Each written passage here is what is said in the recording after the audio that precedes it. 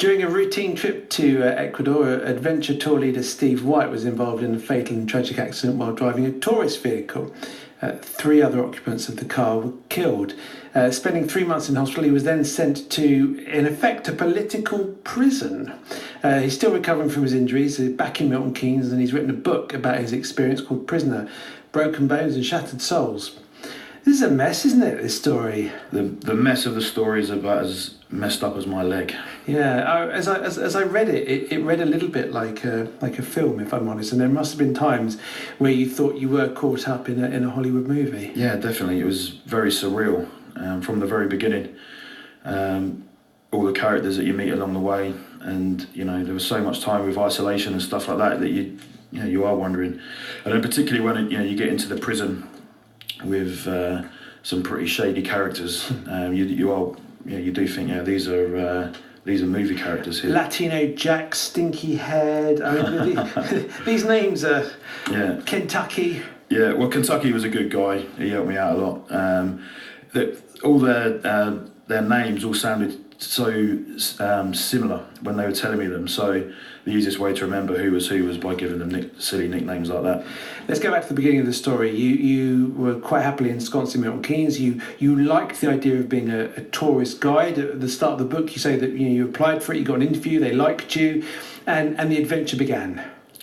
Yeah, so when I started, it was quite a difficult job actually. Like it's one of those people think, oh yeah, this is must be a dream job, but it's a lot more difficult than that. But you kind of one I grew into, and after 4 years of travelling around Africa and South America, I was just completely in love with it, and came home to have my knee looked at by a surgeon here.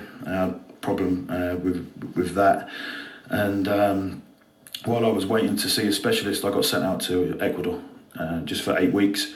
And then the accident happened on the last day. So you were sent out to be a tour guide. So you were driving cars. Yeah. In this car on the fateful day were 3 other people.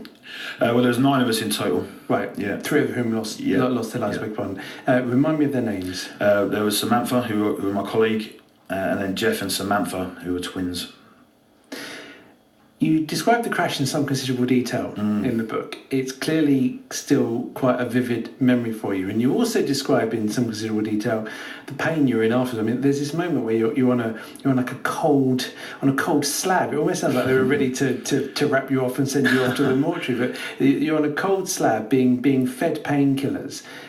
Clearly in a huge amount of difficulty. So start me with the crash itself. Yeah, well, it was just a normal day. Like there was nothing out of the ordinary until we came to this, just before we got to this mountain descent, and it's quite difficult to picture unless you've ever really been to the Andes, but you're almost above the clouds, and we came around this corner and the brakes had already had a problem with the brakes with the air system in our vehicle as we were approaching, and then as we came down, you're looking down this mountain pass, and I just knew we were going to crash. And to be honest, why?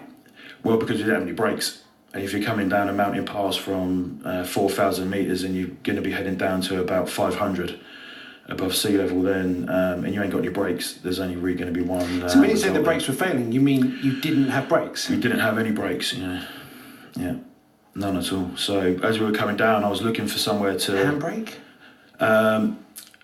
If I pulled the handbrake, we would have probably skidded out of control and gone over the side of the mountain, which would have been however many thousands of feet to the valley floor. You're unlikely to come out of that. Yeah, we were very. I mean, it was one of those things really that no matter what I did, it was always likely to end in some kind of fatality. How long was the descent when you knew you couldn't stop the car? In my head, it feels like about half an hour, but it wasn't. It was only just a few minutes. So as we were coming down, when we got towards the bend where we had the accident, we kind of came around that, and then it was a split second when we saw I saw the tanker that was coming up the hill, and then we collided into that. So that was just a few seconds, but as we were coming down the hill, I knew we were going to crash, and it was just a matter of trying to find somewhere that a friendly bush would have been. Yeah, a friendly bush or a kind of ditch that wouldn't have flipped the truck over and sent us spiralling down the mountain. Impact Were you immediately aware of the fatalities in the truck? No. So when it happened, the first thing that came into my head was, wow, I'm still alive. How has that happened? And my immediate reaction was, right, I'm alive, everyone else must be as well. So I turned around to kind of call out to the back to see if everybody was okay. And then I kind of felt my hip tear apart. And it was like, oh, that's not good. They say that in these moments you don't feel the pain. That's a lie. Okay. Yeah. It was excruciating. It's funny, I didn't feel the pain in my lower leg until I looked.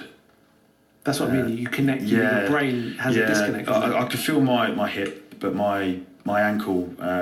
When I kind of looked down and there was no floor of the cab, that was. I kind of looked at my leg and it was hanging down. And I was like, oh, that's not good. That's not good at all. And you must have realised at that point that you could conceivably bleed to death before anybody found you. Yeah, I was. If it had happened 2 hours earlier in the day, then there would have definitely been that possibility. Where we had the accident was quite a busy road, so there were a lot of people around us quite quickly. Some of them were helping, and some of them were robbing our stuff, which wasn't particularly satisfying. No.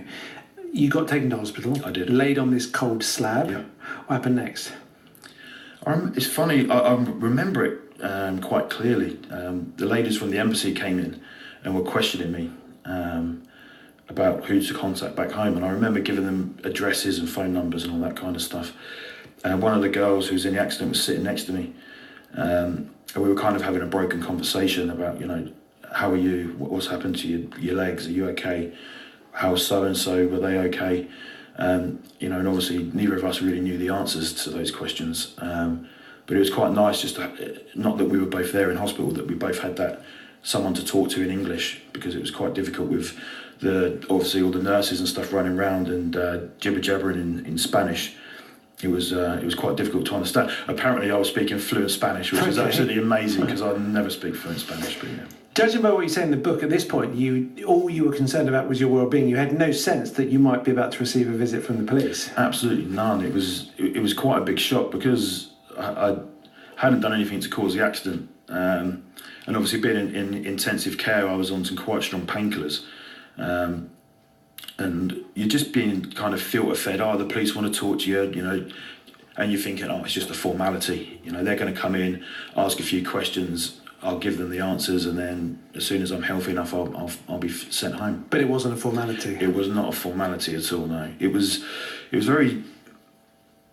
quite difficult to deal with, really, because the lawyers talked a very good game originally. Oh, don't worry, Steve, you'll be gone. You'll be gone. You're going to be going home. And then as soon as they sort out things like bail money, as a case progresses, they sort all that out. And then as soon as they got their hands on their first payment, the first chunk of bail money, everything started to change then. And it all started to become very complicated and very difficult. And it started to sound like an episode of the Keystone Cops, because then people started to say to you, "Look, you need to run. Yeah, we can get you out of here for a fee, but we can get you out of here." Yeah, that was.